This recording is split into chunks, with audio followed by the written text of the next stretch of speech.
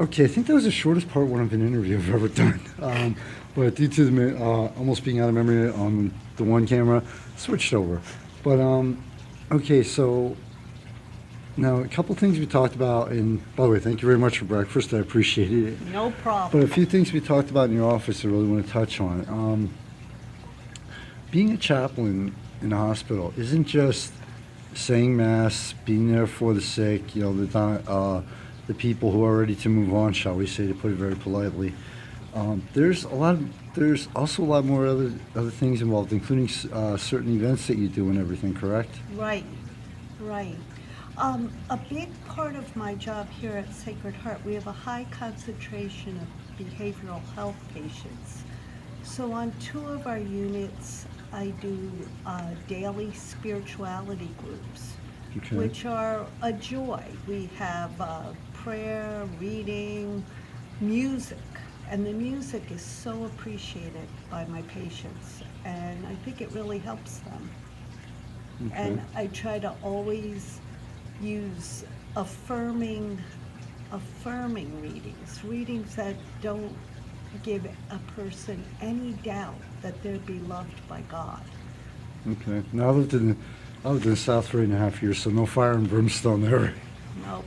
Okay. So what else? I mean, like outside the door, the front door, I saw, the calendar and everything. There's, like I said, there's a lot more than just, like behind the scenes. As far as I'm sure you're responsible for scheduling and things like that too. Correct?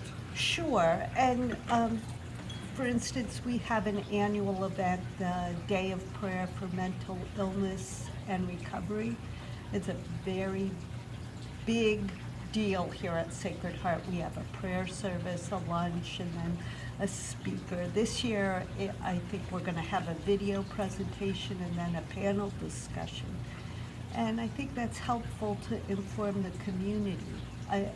I feel very strongly that as chaplain to our behavioral health patients, part of my job is to advocate for them with faith communities, to try to create a welcoming atmosphere for when they're not in the hospital.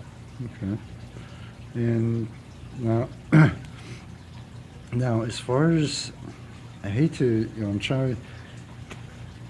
There's no like real perfect way to phrase this, but as far as like working in a hospital, it's one of the jobs like being police or firefighter. I couldn't do. Honestly, it would really get to, think I'm strong-willed, but it would start getting to me after a while. Sure.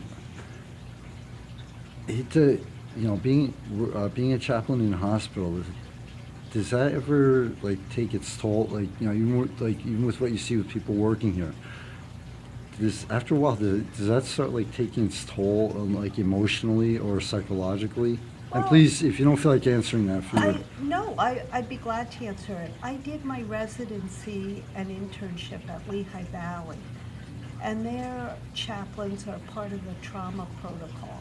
That is very, very, very difficult.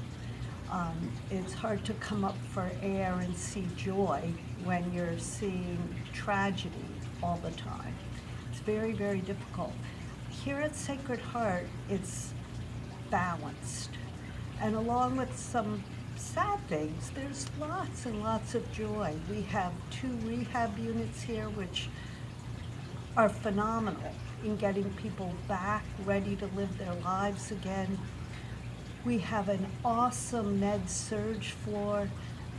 There's so much positivity that goes on here that it balances out the times that are really tough and demanding.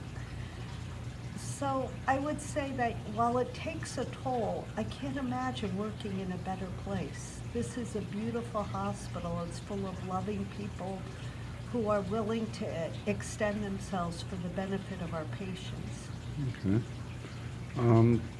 Now, again, if you don't feel like answering this, please, I completely understand, but Sure. in a job like this, just like, police, firefighters, etc., I'm sure there are times where it's like it's difficult to leave what's at work, and then go home. It can't be, I'm not saying all the time, but there are probably moments where it's like, okay, I left the job, I left my job, I left being a chaplain here, I'm at home now. Is that true, or is that, Well, my ministry here sort of goes along with me, but my, while I would not want to ever impose my faith on someone else, my faith enables me to do this ministry. if Okay. I'm explaining that correctly. I know I'm not alone doing it. Any good I do comes from God. I believe really, really strongly in, I think it's in the first letter of John, where he says God is love. And so any way that I can do good or be loving is a result of my relationship with God and God loving me. So that's not probably the answer you were looking for, but it's the best answer I can give. the questions that I asked, there is no right or wrong answer, unless Yeah. it's to a politician, in which case, No, No. I mean,